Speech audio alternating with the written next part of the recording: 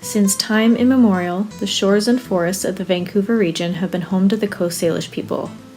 The neighborhood that we know today as Strathcona was once an established Coast Salish campsite, known appropriately as Kumkumale, or big leaf maple trees. Settler exploration of the coast began in the 1700s, and their presence was solidified in 1827 with the Hudson's Bay Trading Post in Fort Langley.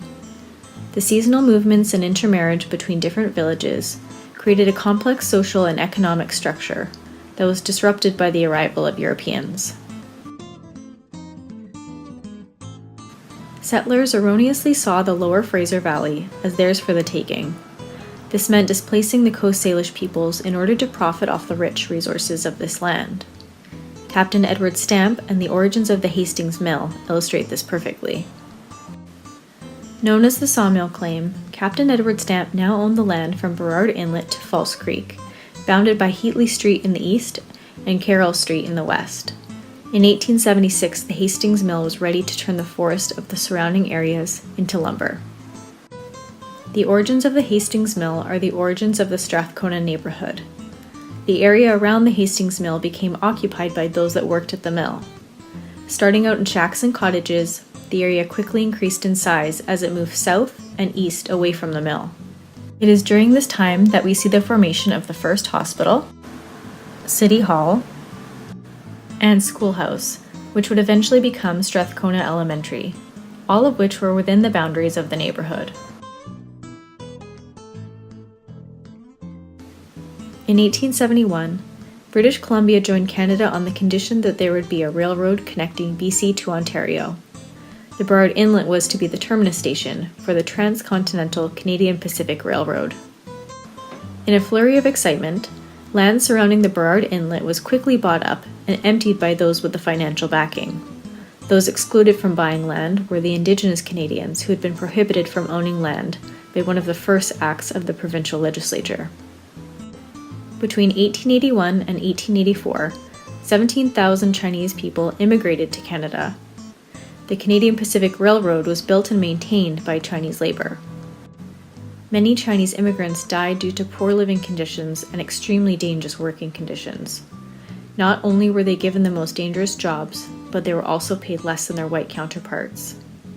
After the railroad was completed, many Chinese laborers settled in Vancouver and found work at the Hastings Mill. Japantown, or Little Tokyo, occupied the area that is now considered the downtown east side. Nevertheless, when it did exist, it was very much a part of Strathcona. In 1905, immigrants began to arrive from Japan.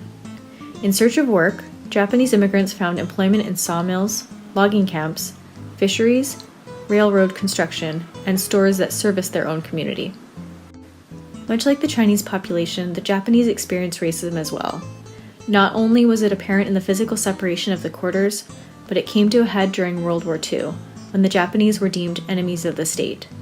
With this, the Japanese were sent to internment camps, and all their property was seized by the government. Although this was not the end of the Japanese presence in Strathcona, it was certainly the end of a designated community. Hogan's Alley was the unofficial name for the area situated at the southwest corner of Strathcona.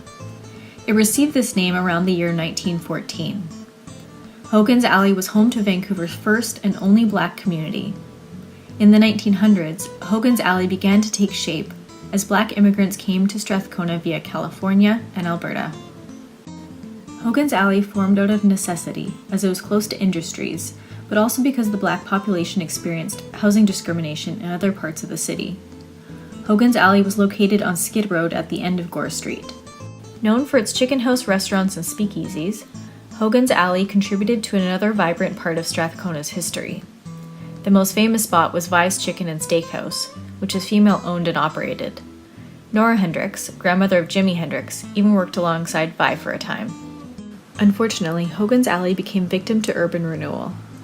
The city of Vancouver regarded Hogan's Alley as a center of squalor, immorality, and crime. In 1971, the Georgia Viaduct was completed, and Hogan's Alley disappeared.